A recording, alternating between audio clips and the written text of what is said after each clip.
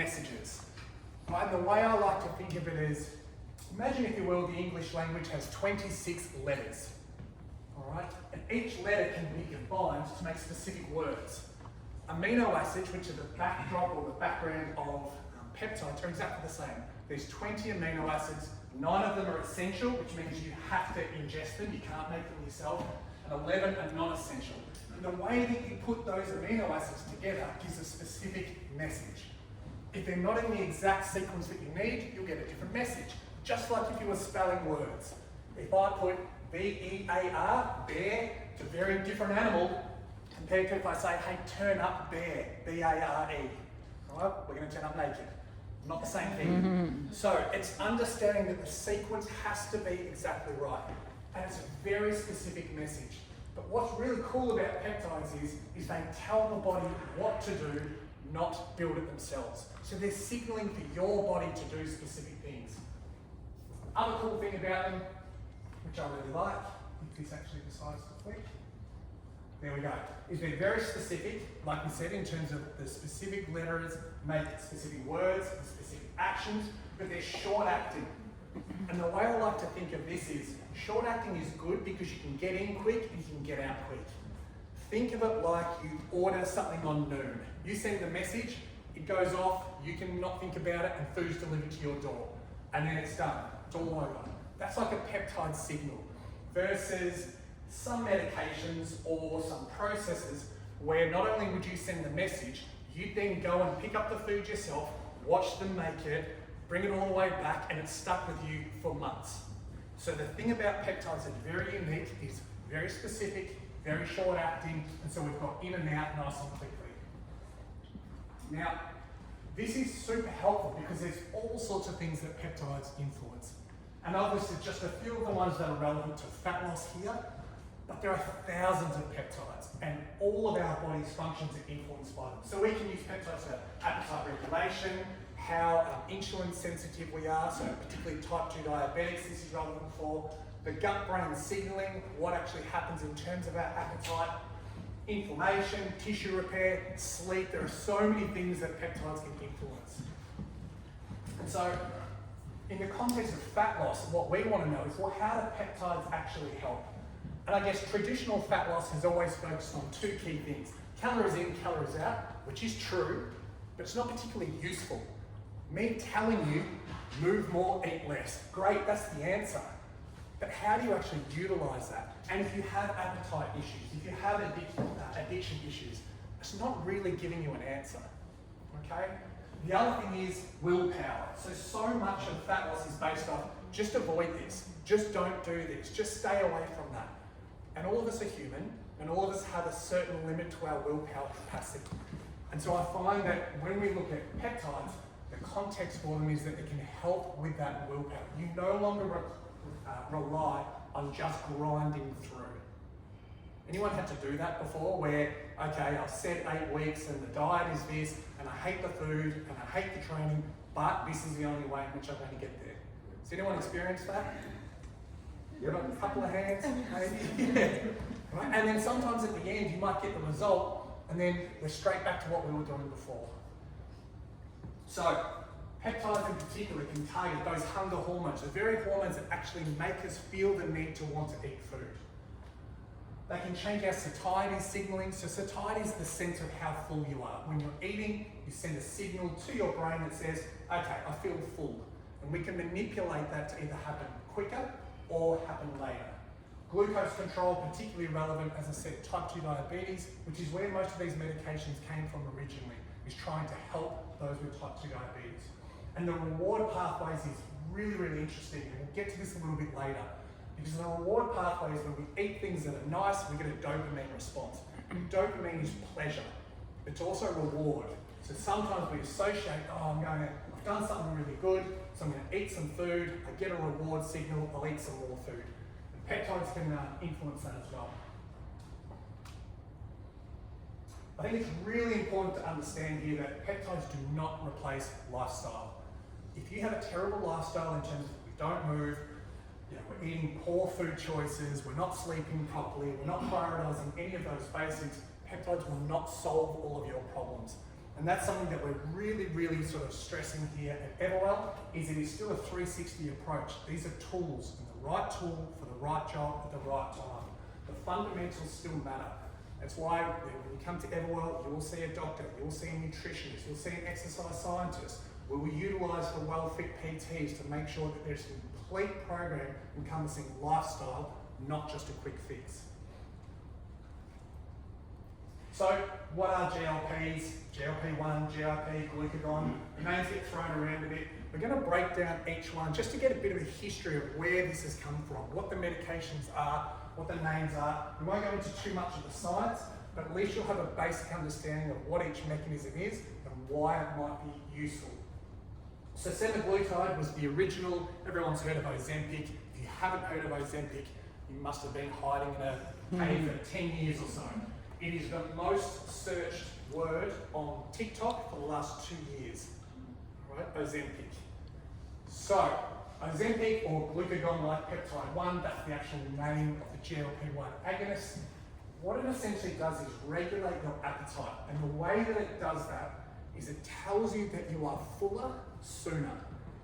And the way that it does that actual mechanism is it slows gastric emptying. So you consume food, and instead of it passing through as quickly as normal, everything is slowed down. If it sits in your stomach for longer, you feel fuller for longer, so you don't feel the need to eat as often. And therefore you consume less calories. If we said calories in, calories out is what matters, you consume less calories and you will lose weight. Okay, it also suppresses appetite signal in the brain directly via a hormone called ghrelin. So it will directly influence how hungry you feel in the first place. And it enhances this insulin release, which is important particularly again in terms of the management of diabetes or type 2 diabetes, which is where this medication was originally designed for use, in helping type 2 diabetes. It also reduces that post-meal glucose spike. So when we eat food, we normally have a big rise in blood glucose. Because you're slowing down the digestion, instead of getting a spike of glucose, you get this more steady release of glucose over time. And it dampens that sort of dopamine response, as well as this. Has anyone heard of the term food noise? This idea that in the back of your mind, even though you're trying to focus on something else, you think I'm hungry, oh, I wouldn't mind a snack. You see something green, apple, wouldn't mind an apple. Hopefully that's the choice. All right. Cookie, yeah. So that's something else that it does. All really useful. And all of these act together to reduce our total intake, our total appetite, and we're still doing the same amount of activity. We're shifting the balance in terms of weight loss. Now, from a fat loss perspective and how this would actually be relevant is exactly that. We're reducing our total calories without conscious restriction, because you physically won't feel like eating the same amount of food. Does everyone remember a few years ago, and it might still be happening, but gastric band surgery was very popular. People were literally putting a band around to stop the amount of food that you consume. This is a peptide or chemical way in which you will actually tell your body you are full rather than putting a physical restriction. So, it also improves adherence to nutrition plans, because when people have semaglutide, or Ozempic is the brand name, they tend to look at certain foods and not have the same desire. It's not the same dopamine response. And so something like McDonald's, for example, they might normally look at it and think, oh, that's really appealing. But because you have a greater sense of satiety, it doesn't have the same reward mechanism, and you are less likely to be attracted to that food in the first place. That was a secondary, didn't know it was going to happen, but a nice little, I'll say, side effect of it. And it is particularly effective, as I've written there, in individuals with high appetite drive. Because it is important to understand that appetite drive is individual. Some people have really large appetites, some people don't. Right? I'm not someone who naturally has a very high appetite drive. I have to force food in most of the time, and yet my brother could eat anything and everything all day, every day for the rest of his life. We're just very different in terms of that appetite drive. So, key takeaway from GLP-1, particularly semaglutide, which is that first generation, is that it controls how much you eat. So it's a one action. All it does is make you feel full, and therefore controls how much you eat. But then we came up with tirzepatide. I say we as if I was somehow involved in that. They, smart people with wax pencils, came up with tirzepatide. And the brand name you might know associated with tirzepatide is Mounjaro. Has anyone not heard of Mounjaro at this point? Everyone's on. No? Everyone's either on it, heard of it, knows someone who's using it. So this is the second generation. It was developed after semaglutide. And what we're looking at here is it has the GLP-1 and an additional mechanism, which is this GIP. If you can say that 5 times fast, great. But at the end of the day, what we need to know is that it regulates your insulin response. And really the key thing about this is that nutrient partitioning. And so what it does is it stimulates insulin secretion, that's great, but this is the bit that I love. Okay? It improves our insulin sensitivity in muscles and changes adipose tissue. So, has anyone heard the idea that muscle is the longevity organ of our body? Yeah. Right? Khaled, you're shaking your head. Why? What is it about muscle that's really unique? For the longevity you need. Yeah. With the bone density, yep. House and that as well, and it's the dump of all the carbs and the food load and perfect. That food you eat. Great answer. So bone density is great, strength is great because we want it in case we have falls, etc. But it's the ability of muscle to soak up excess blood glucose. Think of it as a glucose sponge. The more muscle we have, the more blood glucose we can soak up, and therefore we can regulate our blood sugars better. So what the GIP part of Mounjaro does is that it enables greater uptake of muscles of that blood glucose, which reduces our average blood glucose levels and means our body is more likely to use fat as a fuel source.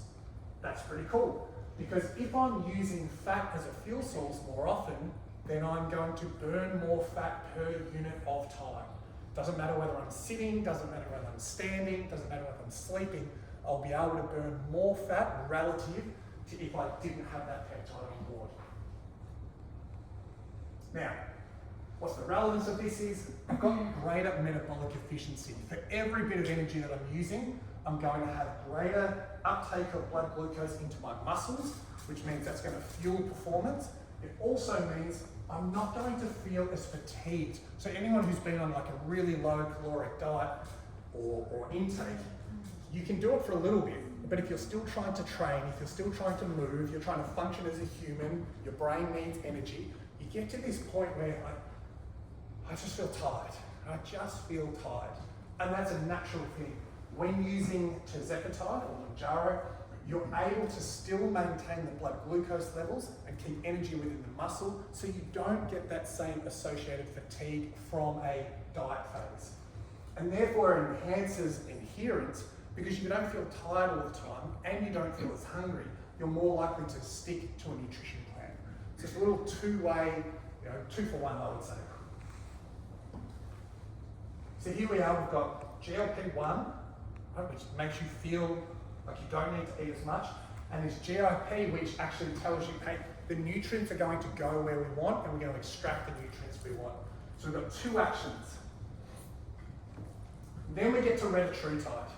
Probably, if it's not already chasing down OZEMPIC, it's one of the most popular terms searched on TikTok, it's got to be getting close. Hands, anyone who hasn't heard the word retatrutide in the last 3 months? I got one. One hand who hasn't. Great. I haven't been on TikTok ever in my life, so I'll use that as my reason, but I hear it's on there a lot. So retatrutide doesn't have an actual branding name yet. It hasn't actually been trademarked yet. Eli Lilly is still in the process of doing final clinical trials, so that's why it's just retatrutide. Now, this is really interesting, and we'll still find out the exact mechanisms, but essentially what it does is it says, okay, you might not be eating as much, and by the way, retatrutide is a combination of all the other ones as well. So we've got semaglutide, GLP-1, tirzepatide, which is a GLP-1 and GIP, and retatrutide, which is a GLP-1, a GIP, and this glucagon. That's the key sort of chemical in it. So glucagon regulates the energy mobilization, energy availability and fat mobilization. And it's the fat mobilization bit that is what makes retatrutide stand out. So yes, it'll tell your liver release more glucose when needed. Remember, if I'm not consuming as much food because I don't feel hungry, my gastric emptying is slowing, and my blood glucose is going into muscles more, I'm still going to need some blood glucose in order to think and move. And so it will actually say, hey, release some more glucose from glycogen to be energy in the body. But at the same time, it will say, okay, I'm going to break down fat, lipolysis, to make an energy source to make sure that you don't feel fatigued. So I'm consuming less energy and I'm burning more energy. What did we say at the start? Right? Move more, eat less. Calories in, calories out. It's true, calories in, calories out, but it's not useful. This is calories in, calories out. You will consume less calories and you will use more calories as well. Now, if it increases energy expenditure, there's one other key thing.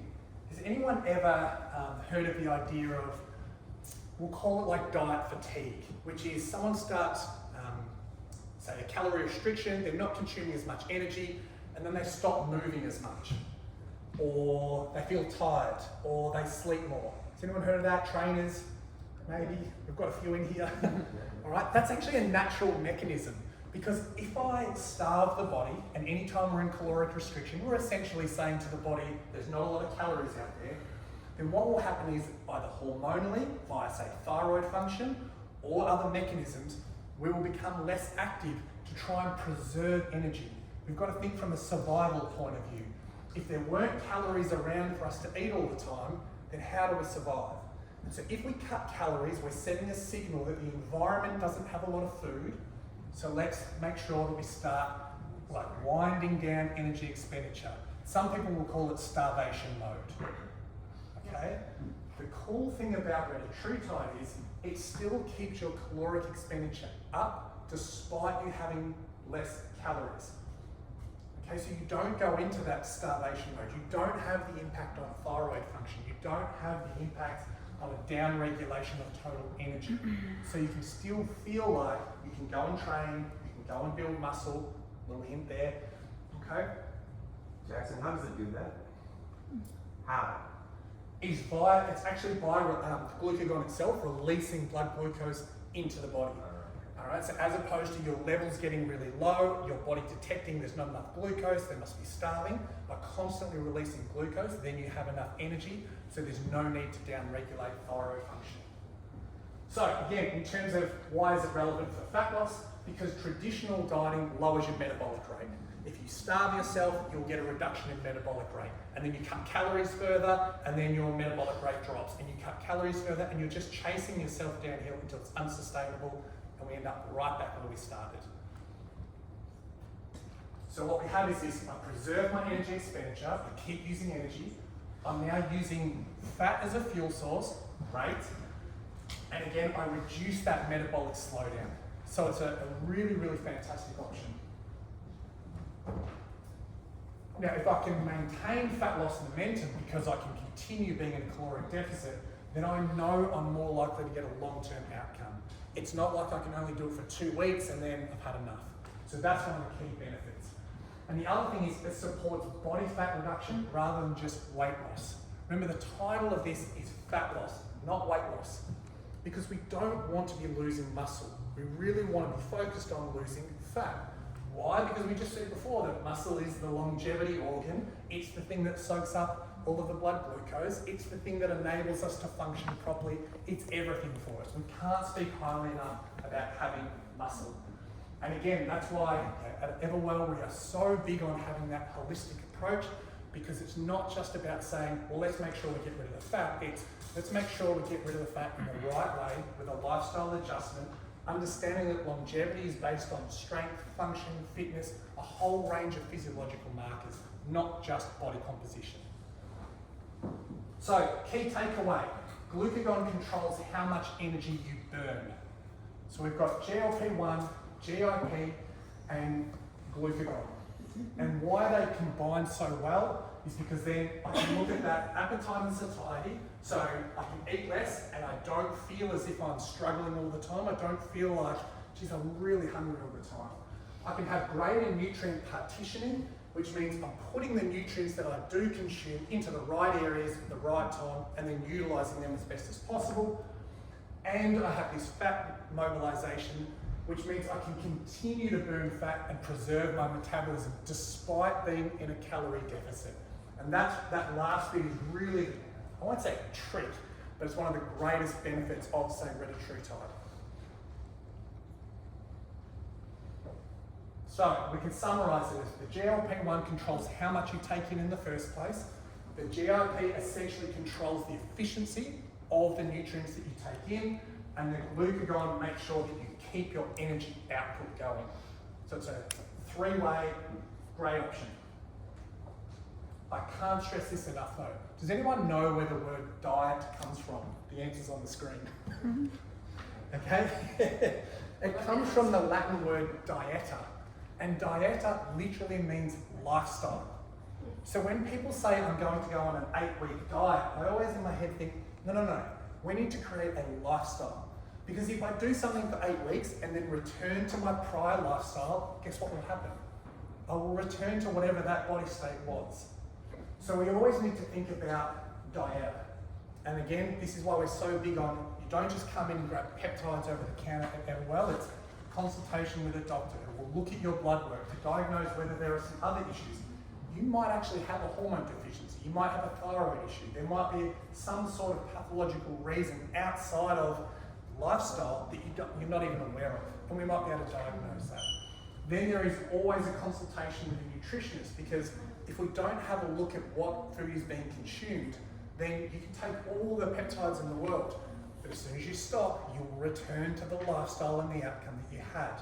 So it's really important that we look at that 360 sort of viewpoint, and it's why we've partnered, it's why we're based right here in Wellfit, because we have a host of trainers who are qualified in making sure that you get the exercise and the training to support the muscle mass.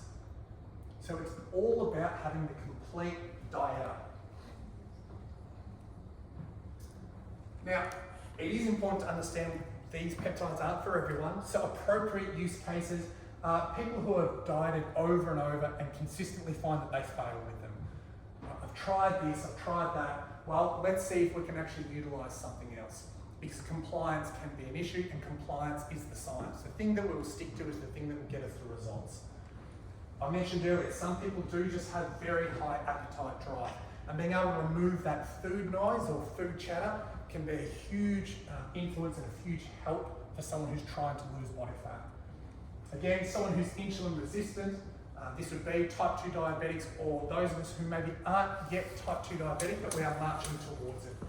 Again, blood work would determine that. Person has a history of regaining weight. So they might lose 5 kilos, gain back 6. Lose 6 kilos, gain back 10. And we'll explain why that's possible in a minute.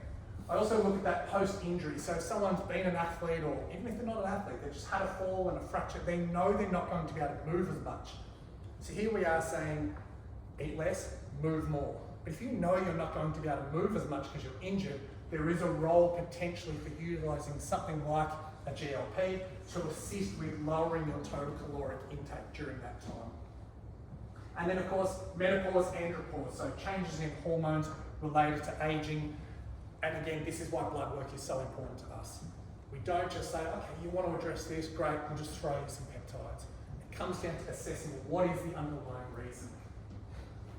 What I would say, it's probably not first-line therapy for someone who's already very lean and is just looking at cosmetic fat loss.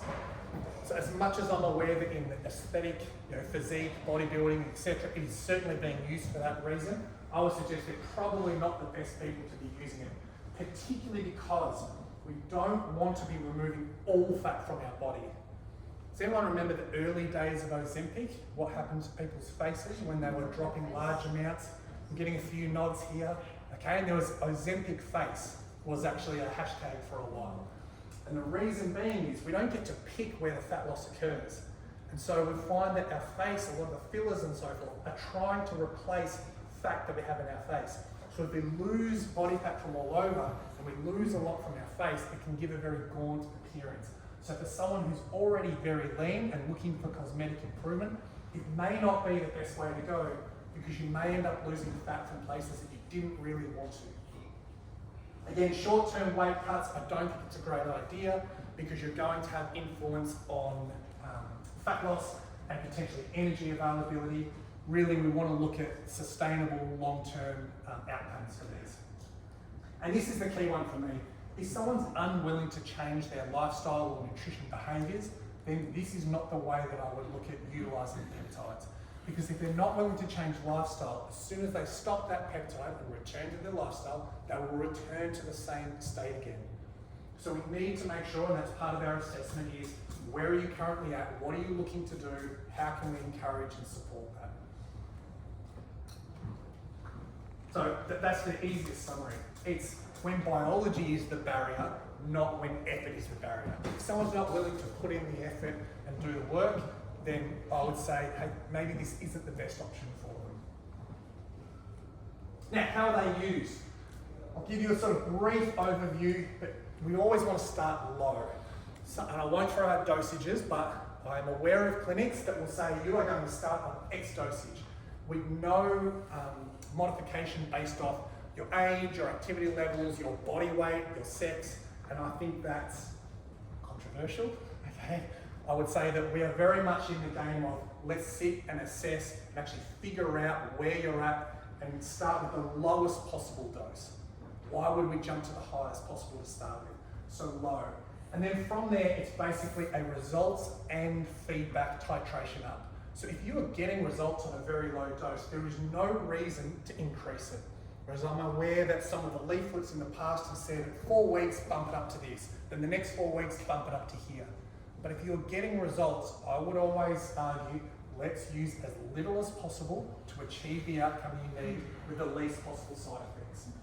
And the other thing for me is this idea of, okay, you're on a peptide now.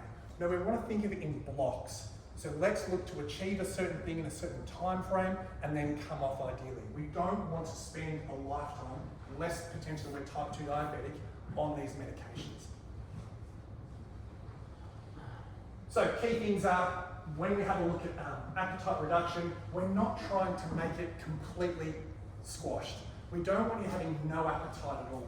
Because the last thing you want is you have a peptide on a Sunday and you can't eat for 4 days because you just look at food and it makes you feel ill. Because then you're not going to get enough nutrients to actually support living. That's kind of important. All right. Energy intake often drops too fast for people, so if they use an inappropriate dosage, they have this big drop off in their consumption, and all of a sudden their energy plummets as well. And again, if we look at compliance as the science, it's going to be really hard to stick to the training that we need as well if you don't have any energy. And this last one is sort of self-explanatory. If I don't have enough protein, if I don't consume enough food, I'm going to lose muscle. This will be the third time I'm saying muscle is our longevity organ. It's the most important thing that we have. If I'm losing muscle, it's also going to explain why we might end up with yo-yo diet. Because imagine I've got a V8 engine. I wish I did. And it's sitting out in the car park and it's just idling. It burns a certain amount of fuel all the time, just idling. If I drop a bunch of weight, which means muscle and fat, that engine's going to downsize. So then when I return to my normal lifestyle and I add calories again, it's now just a Toyota Prius which hardly burns any energy. Now I'm going to put on more body fat. That is how you'll see people say, oh, I use GLPs and I dropped 20 kilos, but then I put back on 25. And then I dropped 20 again and I put on another 30. Because they're losing weight, not fat. We need to do everything we can to make sure we hold on to muscle. And the way that we do that is making sure we're getting enough protein. And if I don't have any appetite at all, it's going to be really hard to eat enough protein. And so, some of the user experiences is early on, they would just feel like, oh my God, I ate the smallest amount of food and I feel so full. That is a normal experience. That is part of that GIP working. They'll have reduced cravings. So things that they would normally drive past a certain colour or certain sign and think, geez, I want that Cadbury's chocolate, purple. Right? We're in welfare, purple, Cadbury's, it's built into us. Those cravings can disappear, which is very helpful for people. And there's less interest in general in those hyper-palatable foods, things like donuts, chips, etc. They're designed to make us want them. Okay, so there's less reliance and less desire for them. And some people, and this is common, will get initially some nausea or some sort of gastro signs, because when you slow down digestion, you are slowing an organ that's responsible for a whole host of things. So some people will find maybe a little bit of gas to start with, maybe a bit of incontinence to start with, or the opposite, some diarrhea. That does happen, particularly with Ozempic and the earlier generations, less with things like tirzepatide and retatrutide. Now, I say this again, the goal is metabolic correction, not appetite annihilation. We are not trying to crush someone's appetite. So again, I won't go through any dosages today, but sometimes when I hear, oh, this amount of milligrams or that amount of milligrams, and in my head I'm thinking, how are you going to eat for 3 or 4 days after you take this first shot? That's why we don't work that way. That is why we do blood tests. It's why we do not hand out peptides without a consultation. Right? Is to sit with a doctor and actually go through everything properly. I mean, I think at this point it's probably pretty obvious why GLPs are so popular, but I am going to run them through anyway. The number one thing is willpower fatigue. You're no longer relying on willpower to just grind through. You actually have biological support that is telling your body you don't need to eat as much, it will shuttle nutrients where you want, and you will keep up your energy levels. It will remove that constant hunger that can happen if you just go into a caloric deficit. And it avoids this yo-yo dieting, as I explained before. If we lose weight versus losing fat. So if you can maintain muscle mass, then you will be able to avoid regaining as much body fat when you return to normal caloric input. Okay? And that metabolic slowdown is avoided. Super, super helpful.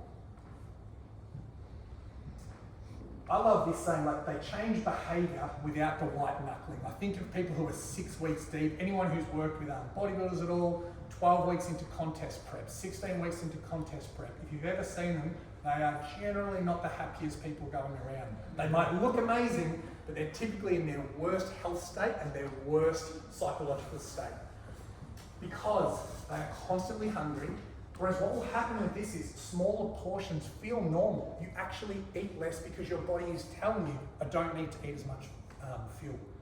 I don't feel the need to put as much in because you feel fuller quicker because of that slowing of the gastric emptying. There's reduced snacking because you don't feel the need for hyperpalatable foods, and again, you've got constant blood glucose. And I like this one, which is this better food choice neutrality.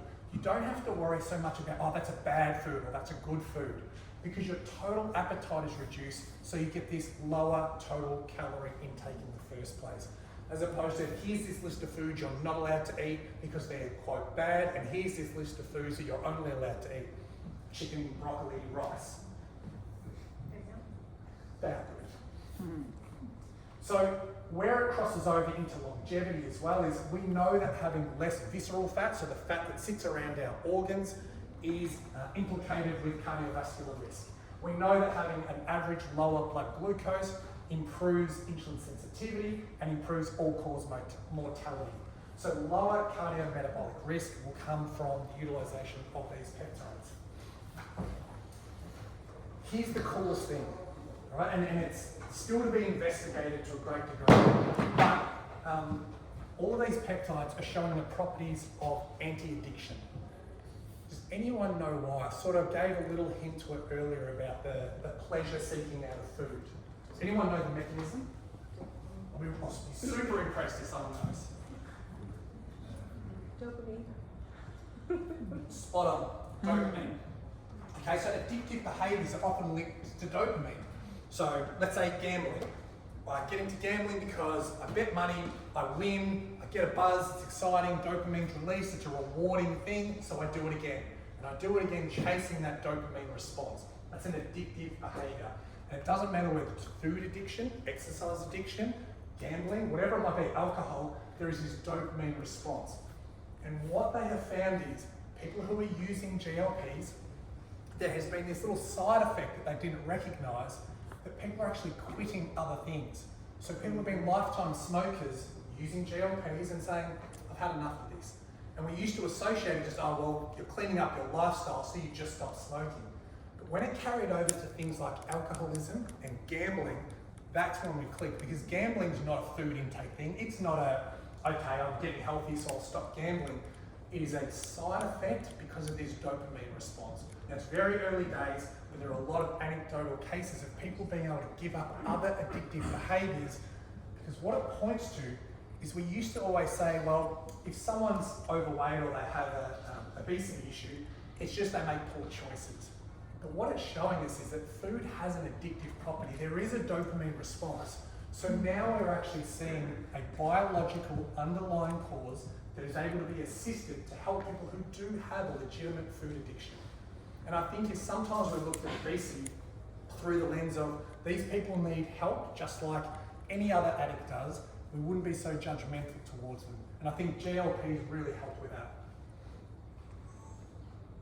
So, great case study, and I will point it out because I'll get into.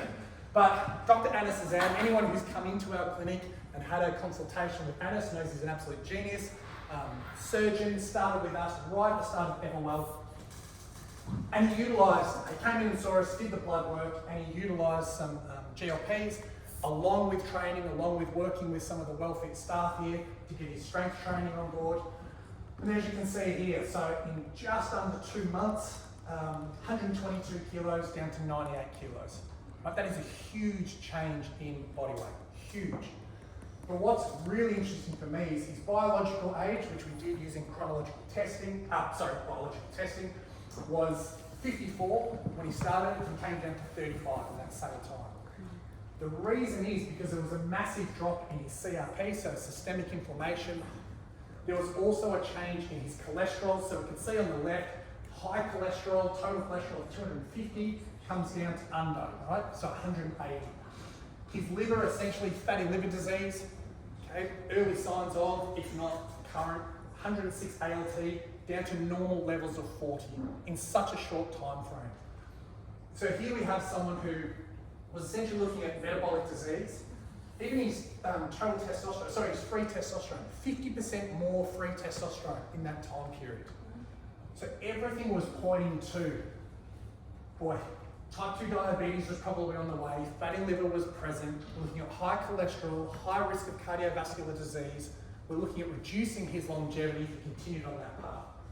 Now, Dr. Azam has a beautiful young daughter, Aya, and the thing for me about watching this is I know she will get to see him for longer because of the actions that he's taken. Not just because of the peptides, but because he also followed a nutrition plan which was set out by an expert nutritionist, Farah, because he had training with the help of the WellFit personal trainers, and because he looked at his whole lifestyle. He also reduced his alcohol intake. Why was that possible? Well, maybe there's not the same dopamine response anymore. I remember him saying he went to McDonald's to test it. I'm going to go to McDonald's and see what it's like. He said he grabbed the burger and looked at it and physically couldn't eat it anymore. Like, that's powerful. Dr. Anas is actually standing at the back of the room and he'll hate me doing this. But I think it does deserve a round of applause. And again, if you come into Everwell, come and speak to him. He can tell you firsthand what it's like. And again, it's why we have him on board, because we're not just about talking about it, we walk about it. Okay? That was 2 months? It was 2 months? 2 months. So, it's not as if it's a free ride. There are no free rides in biology. Everything comes at a cost or some sort of risk. So the pros we've already gone over. You have this strong appetite regulation, you have improved insulin sensitivity, perfect. It supports your long-term fat loss adherence because of the fact that you don't feel as hungry, because you can get away with eating less, because it does allow your metabolism to stay higher, and there's this reduced binge eating. But you can get GI symptoms, so nausea or bloating, particularly in the first stages. If you don't have enough protein intake, then you will lose muscle as well. The goal isn't weight loss, the goal is fat loss.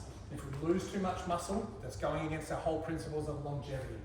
You do have the risk of underfueling, so again, we don't want to annihilate your appetite, because if you don't eat enough food, you won't get the nutrients that you need to support being able to exercise, to support working, to support being a member of a family and of the community.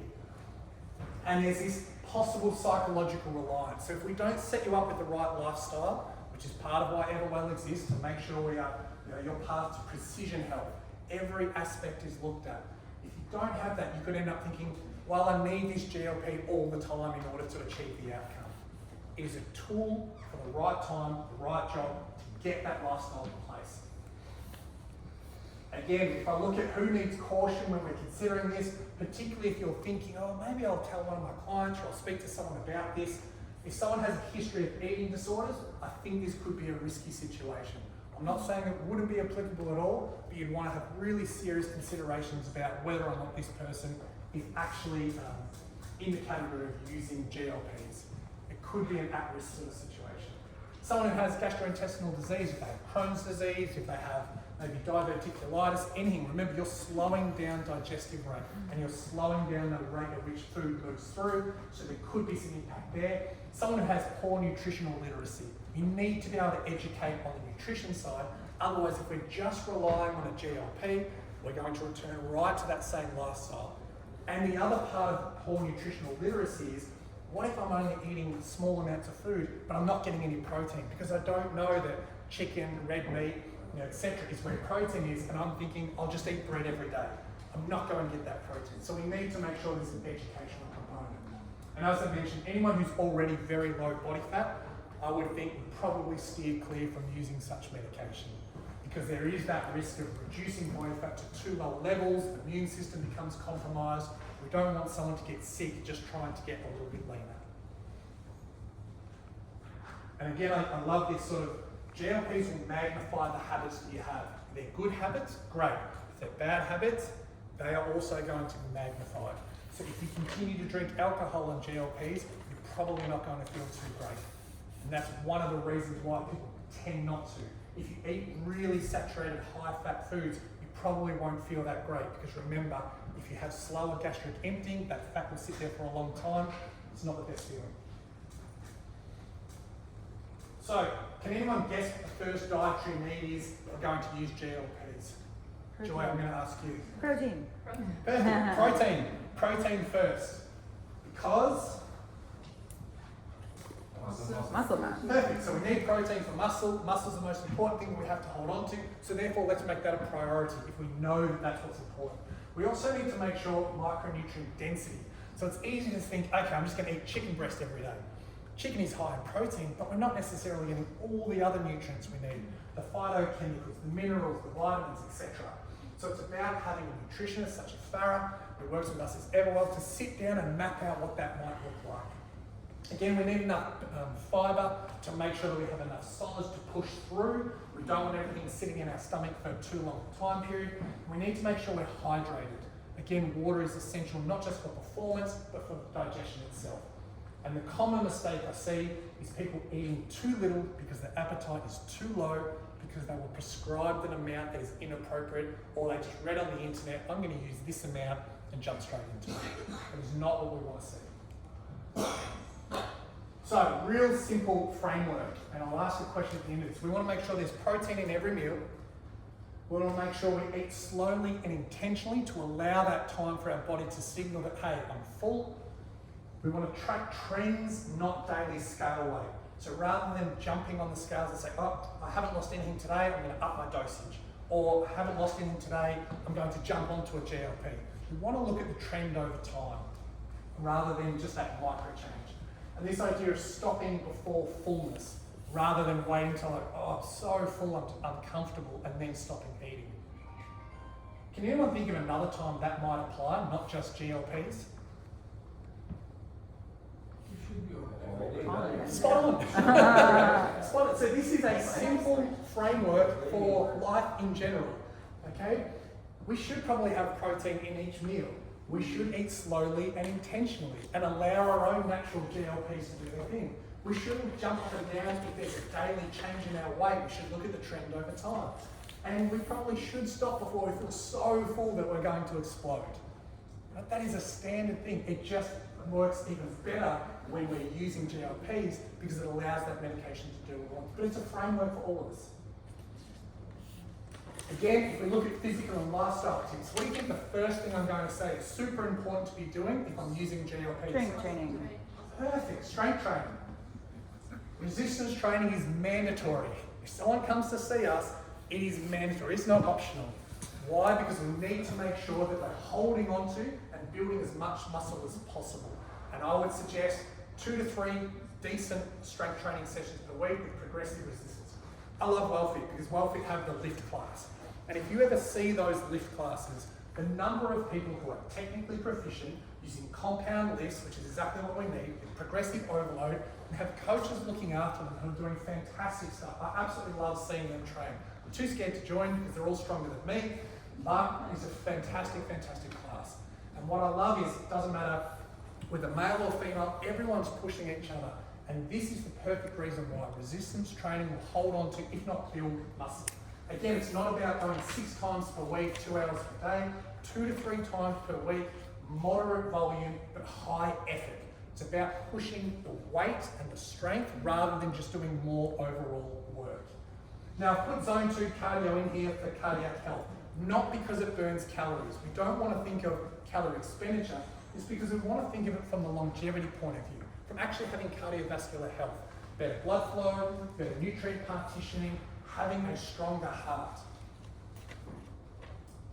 And then there's those lifestyle things. So sleep hygiene matters for all of us, and it actually improves the efficiency of GLPs. Then stress management. Often people who are stressed have higher cortisol response and turn to food as a crutch or an aid to get through it. So if we can reduce stress, then we can also reduce that impulse to eat as often or as large. And again, light daily movement. So just going for a walk, taking the stairs rather than the lift, or walking instead of driving. Any movement will aid digestion because we are gravity driven. As much as it's not a pretty sight, we eat food in one end, we need it to get out the other end, and that's gravity driven. So we want movement to help push that. Okay? As much as we're trying to get every nutrient out of our body, light movement every day is a great way to do that. And again, I'll sort of always stress to people, GLPs are to be paired with training, not punishment. It's not about going in and seeing a trainer and getting absolutely smashed, or okay, because I'm using GLPs and I want to lose fat, I need to spend 4 hours a day running. It's about intelligent programming to make sure you're holding on to every bit of muscle, if not building muscle. And I really think that's the way we should think of it. If we're using GLPs, let's make it a muscle building program. Even if your goal was to lose fat, losing fat will happen if I focus on building muscle. But if I just focus on losing fat, I might not build muscle. Does everyone understand that difference? I will get fat loss if I'm using GLPs and I build muscle. It will happen. But if I don't focus on the building the muscle, I won't necessarily lose the fat that I want. So, quick closing summary. Again, GLPs are tools, right tool for the right job. And you might also be thinking, why would anyone choose semaglutide or tirzepatide if retatrutide is 3 actions? Because you might not need all of those components. You might only find, I've just got high appetite drive, or I only have a need for, say, better insulin sensitivity.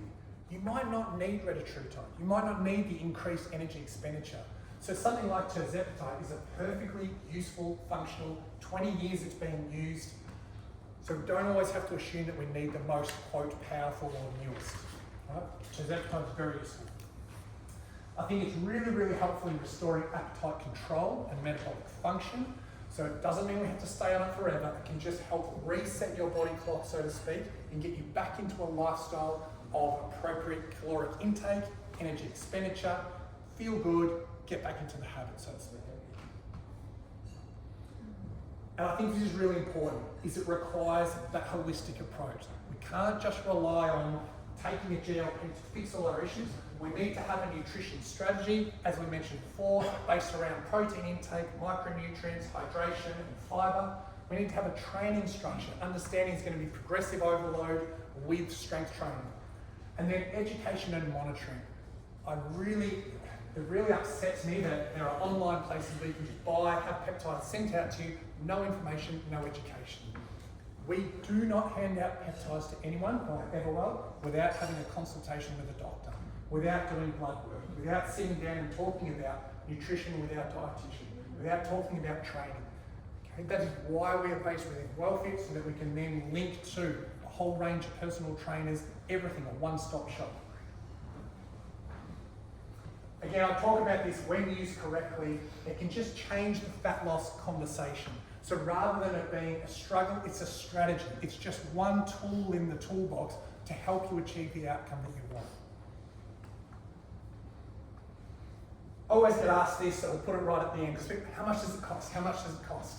So, just to put this in context, this is based off an average person. We would always say you would need to sit with a doctor in order to explain and figure out what your background is, what your blood work is, what your weight is, and what's going to be most appropriate. But an average person that we see for tirzepatide, generally about 170 dirhams per week for tirzepatide treatment, and retatrutide can cost anywhere between 250 to 500 dirhams per week. Now you might say, well, why is it double the value? Because some people are very sensitive to retatrutide and need half the amount, and some people are less sensitive, so there's a bit more variance there. But that just gives you a rough idea. Okay? Any questions at all? I've been speaking for, wow, it took a lot of your time, sorry, but speaking for a while. I might grab a quick drink of water. If there's any questions, feel free to ask them. Julie. I've had like a couple like younger, like 28, 29-year-old friends being like, oh, I want to try. I mean, what's your recommendation? And like, they're not super overweight. They're not obese. They're like hearing about it and so they want to try. So what's your take on at what age is appropriate for people to start? I would say age is probably less of a factor than understanding their blood. So I would suggest anyone under the age of 18, absolutely not. Yeah, for sure. Okay? Unless they were type 2 diabetic and had been diagnosed with a particular metabolic condition. What I would suggest is, first thing is, go and see a doctor, get blood work done. Okay. You actually want to have a whole lifestyle assessment. So then we could look at blood work. We could have a chat about lifestyle. So what is nutrition like? What is training like? What is sleep like? And you know this, all those components before we look at jumping straight into a GLP. Because if it's just, I just want to drop 2 kilos of body fat for an upcoming trip to Italy. So, well, could we do that via lifestyle? And if there are gaps there, let's look to address those gaps first before jumping straight to medication. Okay. Great question. Anyone else? If, in an example, right, you're saying start off in the lowest dose, how often is it someone becomes immune to that dose, or is it very individualized, or how does that work? Yeah. Is someone gonna be on a massive dosage and then they think, what do I do here afterwards? Do they wean off, or how does that work? Great question. So in terms of dosing, some people will find they can stay on a very low dose, achieve their whole outcomes that they want without having to bump up at all.